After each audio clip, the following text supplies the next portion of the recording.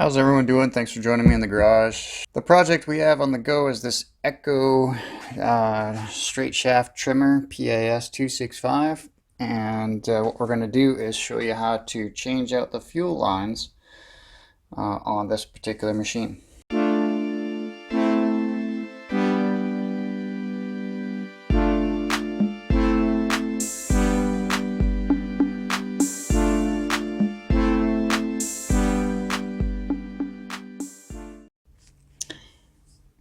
Alright guys, welcome to my small engine repair channel, and like I said, today's project is how to change out the fuel lines on this Echo trimmer. Now, if yours isn't exactly the same model, this particular procedure will work pretty much for any Echo string trimmer.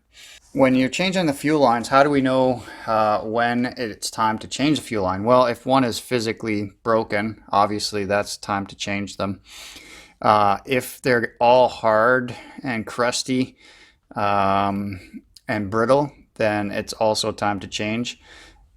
Or you could, if it's starting to leak right here where the fuel lines are going into this grommet or around the grommet, potentially you could just change the grommet, but this whole thing comes in a kit or assembly. It's not very much money. So we're going to replace this whole assembly with the fuel lines and the grommet today.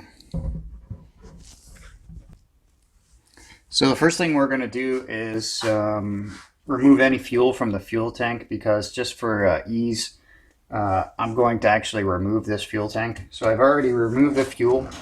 Then we'll flip it over, and on the bottom side here, there's 1, 2, 3, 4 like hex key or Allen key bolts. This one happens to be a 4mm. I've already loosened them, and I'm just going to take all 4 of these off. Alright, so I've loosened all 4 of those. Alright, now just make sure you don't lose those. Now you're going to remove the fuel lines here that are attached to the carburetor, just to make a mental note or take a picture of which line goes to which spout on your carburetor. And there we go. Alright, so now, oh look, this one's definitely a time to replace this guy. It's so short, it's actually supposed to fit. I'll show you where it fits after, but way too short. Now, if you're just replacing a fuel line, if your grommet is good, you can do that now. It's easy. Just pull out your fuel lines there. This is your fuel line. This is your vent line. Sorry, a return line. Now, if you can, try and get up and underneath here, and maybe you can, by hand, pull this grommet right out, like I just did there. Okay, and that was pretty easy. Now would also be a great time to try and sort of clean out your fuel tank as best you can. You just put a cloth in there, or blow it out, or rinse some good fuel in there. However you want to do it, now would be a great time to go ahead and do that.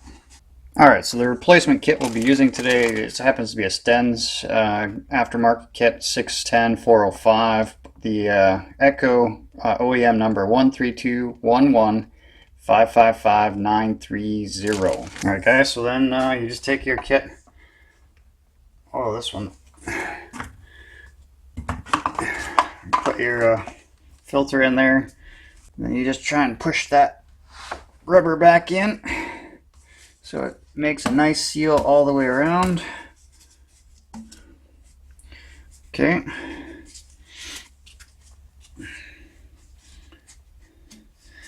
And there you go. So it's reinstalled. Now we're going to go ahead and put the fuel tank back on and reset up everything here.